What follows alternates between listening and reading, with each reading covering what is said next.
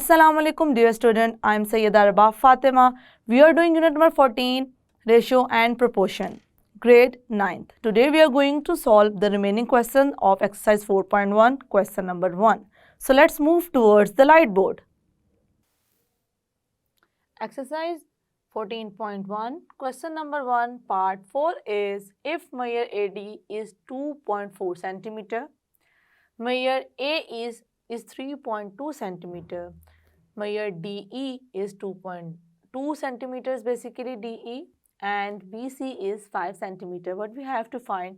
We have to find AB, TB and AC and EC. तो हम इसको करते हैं स्टार्ट और यहाँ पे पहले मेंशन कर लेते हैं कि क्या क्या कुछ हमें है गिवन और क्या हम करने लगे हैं फाइंड। तो स्टूडेंट गिवन हमें क्या है? हमें गिवन है AD जो कि है 2.4 सेंटीमीटर, उसके बाद है AE जो कि है 3.2 सेंटीमीटर, उसके बाद है DE जो कि है 2 सेंटीमीटर और BC जो कि है 5 सेंटीमीटर। फाइंड क्या करना है? हमें फाइंड करना है AB को, इसकी लेंथ फाइंड करनी है, हमने फाइंड करनी है DB की लेंथ, हाँ, और हमने दो और फाइंड करनी है AC एंड CE। अब देखिए स्टूडेंट, अगर हम अपने फर्स्ट थ्योरम को यहाँ पर यूज़ करें तो वो सफिशेंट नहीं होगा इन सब साइड्स को फाइंड करने के लिए। इट मीन्स कि जो जो हमें गिवन है यहाँ पे लिख देते हैं ताकि हमें पता हो कि हम किस तरीके से किस किस को यूज़ कर सकते हैं और कौन सी हमारे पास यूज़ नहीं हो सकती। AD गिवन है, AE गिवन है, DE गिवन है। अब देखिए DE भी गिवन है, ये देखिएगा ज़रा 2 सेंटीमीटर। उसके बाद BC भी गिवन है 5 सेंटीमीटर। अब जो हमने थ्योरम पढ़ा है उसमें तो इनकी लेंथ का कोई रोल ही नहीं है।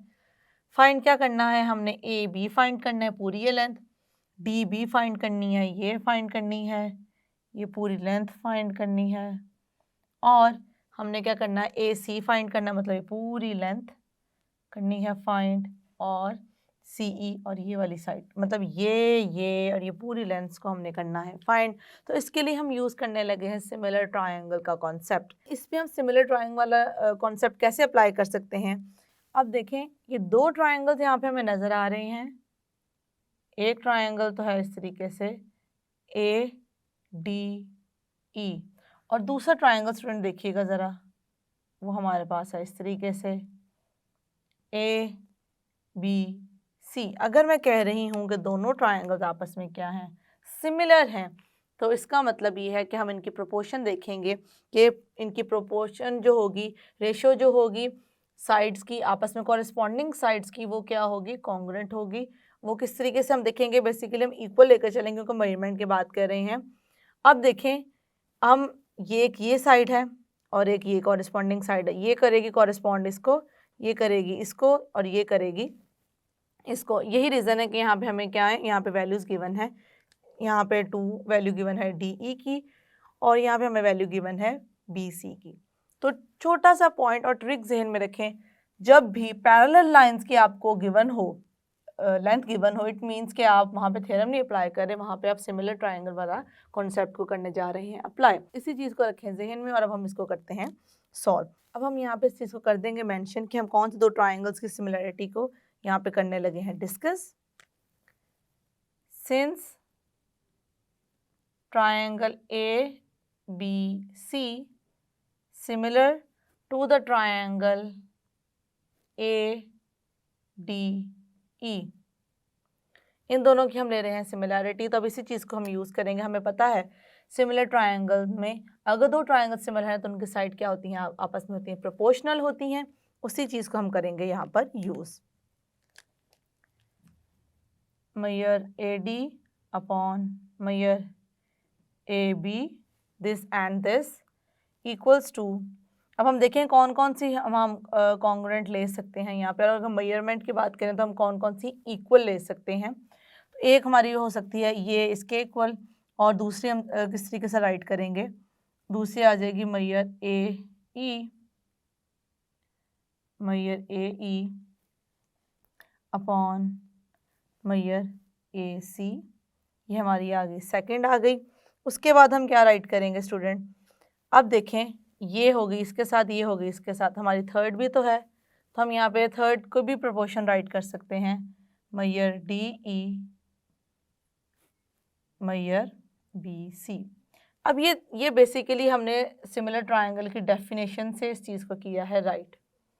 अब जबकि हम इसको कर चुके हैं मेंशन, अब हम दो दो का लेंगे, मतलब पहले दो को यूज़ करेंगे, फिर सेकंड जो हमारे पास टू होंगे उनको करेंगे यूज़। अब हम देखने लगे हैं, अब जो मिड में होती है उसको हम इसके साथ भी अलग कर सकते हैं और इसको हम कर सकते हैं इसके साथ भी अलग, मतलब मैं इसको इस तरीके से भी राइट कर सकती हूँ, मैयर A D A B equals to मैयर ए ई। पहले मैं इसको यूज़ कर लूँ, फिर मैं इसको यूज़ कर लूँ इसके साथ ए सी, तो मैं इसको इस तरीके से राइट कर रही हूँ, यहाँ पे करूँगी वैल्यूज़ को पुट। अब स्टूडेंट हमें देखें कौन कौन सी वैल्यू गिवन है, ए डी की गिवन है, मैं यहाँ पे कर दूँगी इसकी वैल्यू को पुट और हम फिर करेंगे इसको सॉल्व। ए डी आ जाएगा 2.4, ए बी आ जाएगा, ए बी हमने करना है फाइंड, उसके बाद ए ई हमें है 3.2 सेंटीमीटर गिवन, यूनिट में अभी नहीं मेंशन कर रही ताकि अगर कोई कन्फ्यूजन हो आपको यूनिट की वजह से तो वो ना हो। अब एक में नहीं करूँगी और अगले में मैं फिर यूज़ कर लूँगी।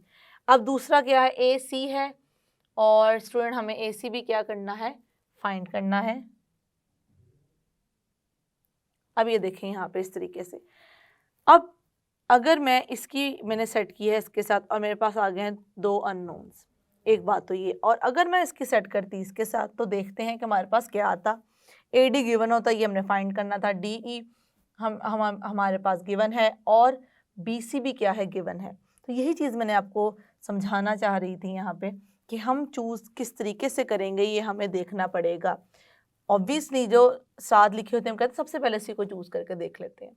अब यहाँ पे प्रॉब्लम क्या है, मैंने सिर्फ आपको वो दिखाना चाहिए कि स्टूडेंट जैसे ही हमने लिया है इनको, मैं क्रॉस मल्टीप्लिकेशन कर दूंगी इसकी इसके साथ, इसकी इसके साथ, लेकिन मैंने आपको कहा था जब भी हमने करनी हो कोई चीज़ फाइंड तो हमारे पास अननोन टर्म एक होनी चाहिए। अगर हमारे पास अननोन टर्म एक होगी तभी हम उसको कर सकेंगे यूज़, वरना हमें होगी problem.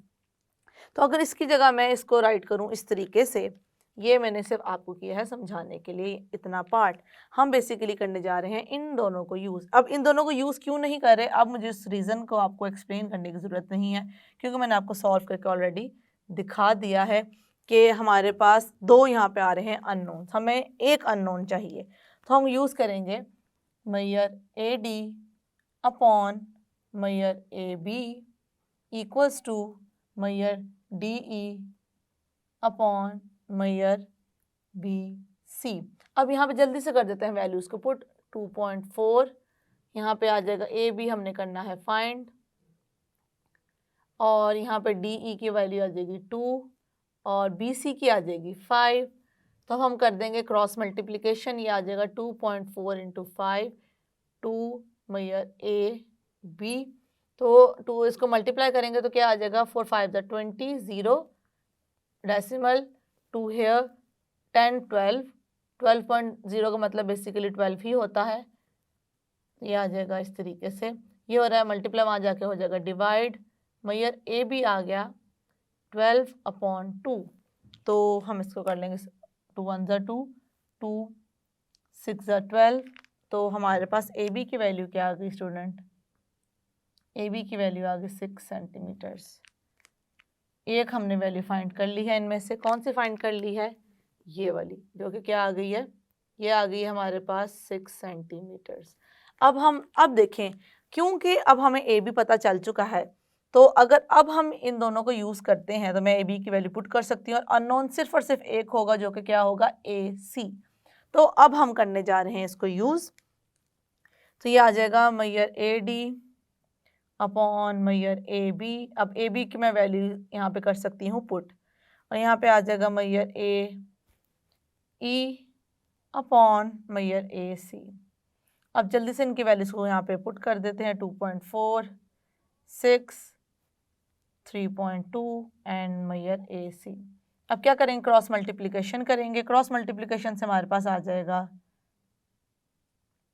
A C equals to 6 into 3.2, multiply करेंगे 6 2 12, 2 हेयर डेसिमल आ जाएगा हमारे पास 1, यहाँ पे 18, 19, 19.2 और ये आ जाएगा, अब ये हो रहा है मल्टीप्लाई, वहां जाके हो जाएगा डिवाइड, ये आ जाएगा मैयर ए सी इक्वल्स टू 19.2 अपॉन 2.4। इसका आंसर है हमारे पास मैयर ए सी। आप चाहें तो कैलकुलेटर पे भी कर सकते हैं और बाय हैंड भी इसको डिवाइड कर सकते हैं। आंसर आ गया 8 सेंटीमीटर्स। अब यहाँ से हमारे पास ए सी भी आ चुकी है। ओके, अब हमने दूसरी कौन सी वैल्यू फाइंड कर ली है? हमने दूसरी वैल्यू फाइंड कर ली है ए सी, जो कि आ गई है 8 सेंटीमीटर्स। अब हमारे पास क्या आ गया है? हमारे पास ए बी भी है और ए डी भी है, तो हम डी भी आराम से कर सकते हैं फाइंड। तो देखेंगे है हमारे पास मैयर ए बी इक्वल्स टू मैयर ए डी प्लस मैयर डी बी। इस तरह से आता है। तो हम देखते हैं यहाँ पे हमारे पास गिवन वैल्यूज़ कौन कौन सी है। ए बी की वैल्यू है 6 और ए डी की वैल्यू हमने करनी है फाइंड के, हमारे पास गिवन है ए डी की गिवन है, हमें हम पुट कर देंगे। और हमने किसकी फाइंड करनी है? डी बी की फाइंड करने लगे हैं, तो हम इसको रहने देंगे as it is. So this is B. अब ये प्लस हो रहा है, वहां जाके माइनस हो जाएगा, तो क्या आ जाएगा? ये आ जाएगा 6 माइनस 2.4। तो हम इसको को करने के लिए बैलेंस इस तरह लिख सकते हैं। तो ये इसमें से तो होगा नहीं, ये आ जाएगा 10 माइनस 4, ये आ जाएगा 6, 3.6। So it becomes 3.6 centimetres. ये आ गई है किसकी वैल्यू? डी बी की। एक और हमारे पास आ गई है 3.6। सिर्फ मैं मेंशन यहाँ पे इसलिए करते जा रही हूँ ताकि हमें आइडिया रहे कि हम कौन कौन सी कर चुके हैं। तो यहाँ पे आ जाएगा 3.6, सिर्फ रह गया हमारे पास सी ई।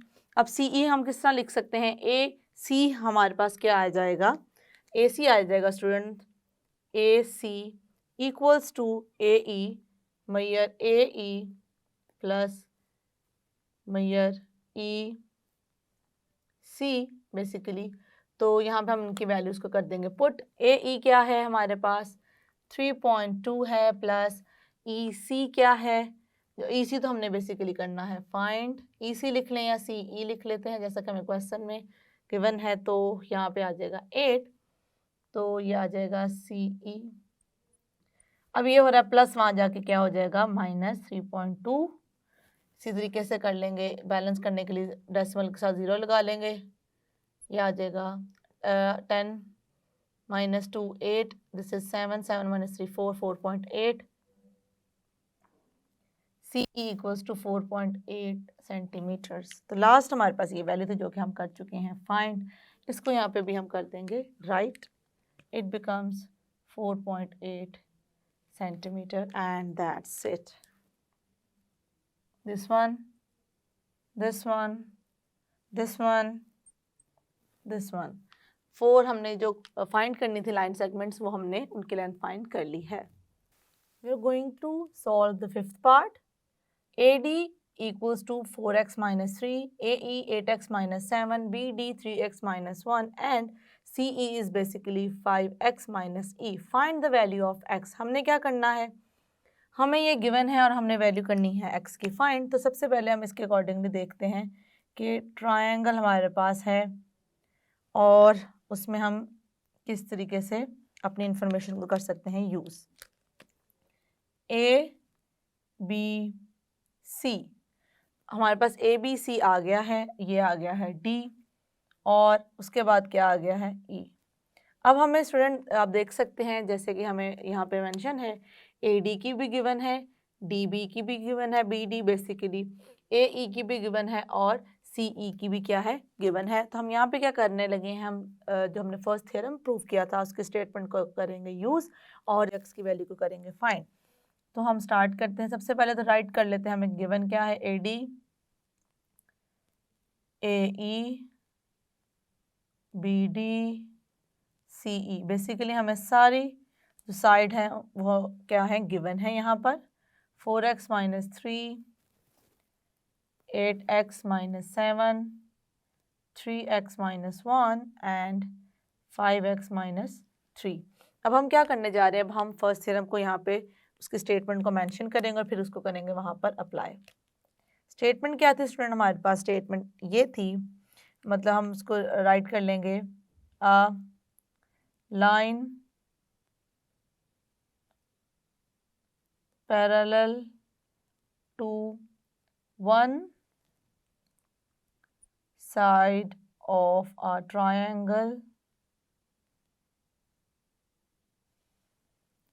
triangle which divides other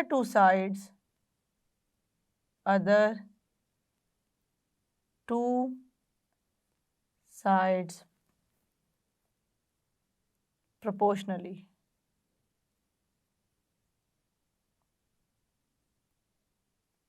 ये स्टेटमेंट थी हमारे पास। अभी इसी स्टेटमेंट को हम करने जा रहे हैं यहाँ पर अप्लाई। तो उसके अकॉर्डिंगली क्या आ जाएगा, A D upon D B या B D equals to A E upon C E. अब हम यहाँ पर क्या करेंगे, वैल्यूज को कर देंगे पुट। ए डी है 4x minus 3 upon B D है 3x minus 1 equals to A E 8x minus 7 upon C E 5x minus 3 by cross multiplication. Cross multiplication यहाँ पे करेंगे हम, यह आ जाएगा 4x minus 3 into 5x minus 3 equals to 3x minus 1 into 8x minus 7। अब multiplication कैसे करते हैं हम, पहले 4x लेंगे, उसको करेंगे इसके साथ भी मल्टीप्लाई और इसके साथ भी मल्टीप्लाई, फिर 3 को करेंगे इसके साथ भी और इसके साथ भी, और सिमिलर हम प्रोसेस यहाँ पे करेंगे इस साइड पर भी। तो इसको हम कर लेते हैं मल्टीप्लाई, तो ये आ जाएगा 4x into 5x minus 3 minus 3 into 5x minus 3, और इस साइड पे भी लिख देंगे 3x into 8x minus 7 minus 1 into 8x minus 7। अब इसको कर लेते हैं सॉल्व। 4 5 ज़ा 20 x square plus minus minus 4 3 ज़ा 12 and x will remain as it is, plus minus minus 3 5 ज़ा 15 and x will remain as it is, minus minus plus 3 3 ज़ा 9। एक साइड हमने कर ली है सॉल्व। अब करते हैं दूसरी साइड को, 3 नंबर को नंबर के साथ और वेरिएबल को वेरिएबल के साथ करते हैं मल्टीप्लाई। 3 8 ज़ा 24, x into x is basically x square, plus minus minus 3 7 ज़ा 21 और x एक ही है तो एज इट इज आ जाएगा। अब ये आ गया minus plus minus minus 8x minus minus plus 7। अब देखते हैं यहाँ पे ये स्क्वायर है और ये है हमारे पास एक्स, इनको कर सकते हैं सॉल्व। हमेशा याद रखिएगा वेरिएबल्स को सॉल्व करने के लिए क्या हम किस तरीके से इसको सॉल्व कर सकते हैं, वेरिएबल सेम हो और वेरिएबल की पावर भी सेम हो, तब हम उसको प्लस या माइनस कर सकते हैं। तो आप देख सकते हैं यहाँ पे स्टूडेंट हमारे पास क्या है, वेरिएबल भी सेम है और उसकी पावर भी सेम है, तो हम इसको कर लेंगे सॉल्व। बड़े नंबर का साइन आ जाएगा माइनस माइनस प्लस, तो यहाँ पे आ जाएगा 5 + 2 7, 2 + 2 2, 1 + 1 2, it basically 27 x + 9 equals to 24 x square. अब बड़े नंबर का साइन माइनस आ जाएगा, माइनस माइनस हो जाएगा plus, 1 + 8 is basically 9 and 2 will remain as it is +7। अब क्या करेंगे हम स्टूडेंट्स, अब हमें करना है अपनी x की वैल्यू को फाइंड, सारी टर्म्स को एक साइड पे कर लेंगे मूव। 24 x स्क्वायर ये उधर जाके हो जाएगा minus 20 x square, minus 29 x ये आ जाएगा प्लस 27 x, यह आ जाएगा +7 और यह आ जाएगा -9 इक्वल्स टू 0। अब इनको कर लेंगे सॉल्व। बड़े नंबर का साइन आ जाएगा प्लस, अब देखें क्योंकि कोई साइन ना राइट हुआ हो तो उसका मतलब है कि साइन है positive. 24 plus minus minus 24 minus 20, answer will be 4 x square. यहाँ से देखेंगे अब स्टूडेंट बड़े नंबर का साइन आ जाएगा नेगेटिव, और 29 में से अगर हम 27 को करें माइनस, क्योंकि होंगे क्या प्लस माइनस माइनस ही होंगे, तो हमारे पास स्टूडेंट क्या आ जाता है, हमारे पास आ जाता है 2x, और यहाँ पे भी आ जाएगा -2 = 0। अब स्टूडेंट हम यहाँ पे देख सकते हैं कि हम यहाँ पे कॉमन ले लेंगे 2 जैसे हम कॉमन ले लेंगे हो जाएगा 2x² - x -1 = 0। तो यहाँ से हमारे पास क्या आ जाएगा 2x² - x -1 = 0/2। तो यहाँ पे हम इसको कह देंगे कि क्या हो जाएगा 0 हो जाएगा। तो मैं इसका रिमेनिंग पार्ट करती हूँ यहाँ पर मेंशन, 2x² - x -1 = 0। अब स्टूडेंट क्या करना है, हमारे पास आ गई है क्वाड्रेटिक इक्वेशन, और हम क्वाड्रेटिक इक्वेशन को सॉल्व करना सीख के आ चुके हैं कि क्वाड्रेटिक इक्वेशन को किस तरीके से सॉल्व किया जा सकता है। तो यहाँ पे हम देखेंगे, यहाँ पे हम अप्लाई करने लगे हैं मिड टर्म ब्रेकिंग कॉन्सेप्ट। तो हम इस टर्म को करेंगे ब्रेक। उसके लिए हम क्या करते थे, हमारे पास x² का जो होता था कोफिशिएंट, और यहाँ पे जो कांस्टेंट होता था उनको मल्टीप्लाई करते थे, और उसके फैक्टर्स के अकॉर्डिंगली हमारी जो मिडिल टर्म होती थी उसे कर देते थे ब्रेक। तो अब यहाँ पे करके आएगा 2, तो 2 को मैं किस तरीके से सॉल्व करूँ, मतलब सॉल्व करने का मतलब है प्लस या माइनस करूँ। 2 के फैक्टर्स आ जाएंगे 1 और 2, ऑब्वियसली 2 1 2 ही होता है, तो ये मेरे पास आंसर आ जाए ये मिडिल टर्म। तो हम इसको लिख सकते हैं -2x + x -1 = 0। मतलब अब देखें इसको अगर हम सॉल्व करते हैं तो -1 ही आएगा, तो कोई फ़र्क नहीं पड़ेगा। तो हम क्या करेंगे स्टूडेंट, यहाँ से देखेंगे 2x कॉमन आ गया, x -1, और यहाँ से क्या कॉमन आ जाएगा +1 कॉमन आ जाएगा, x -1 = 0।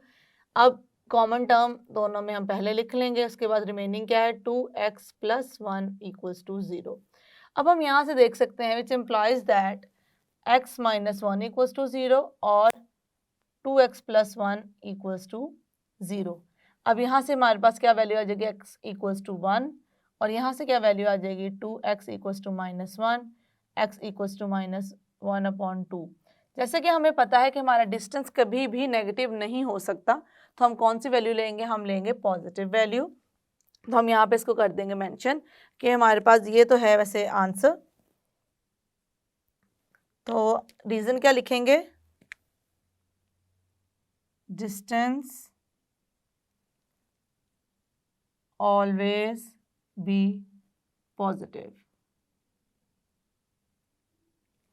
हमारे पास डिस्टेंस क्या होता है, वो हमेशा क्या होता है, पॉजिटिव होता है। इस वजह से x की वैल्यू हमने क्या ले ली 1। यही हमने यहाँ पे करना था फाइंड, और हमने एक्सरसाइज 14.1 का जो फर्स्ट क्वेश्चन है कम्प्लीटली उसके सारे पार्ट्स कंप्लीट कर चुके हैं आज। जैसे कि मैंने आपको पहले भी कहा था कि सिमिलर ट्रायंगल्स का कॉन्सेप्ट साथ साथ चलेगा, और आज के क्वेश्चन में हमने उस चीज़ को किया अप्लाई। तो इन क्वेश्चंस की प्रैक्टिस करें और इनके कॉन्सेप्ट को अच्छे से करें clear. See you in the next lecture. अल्लाह हाफिज़।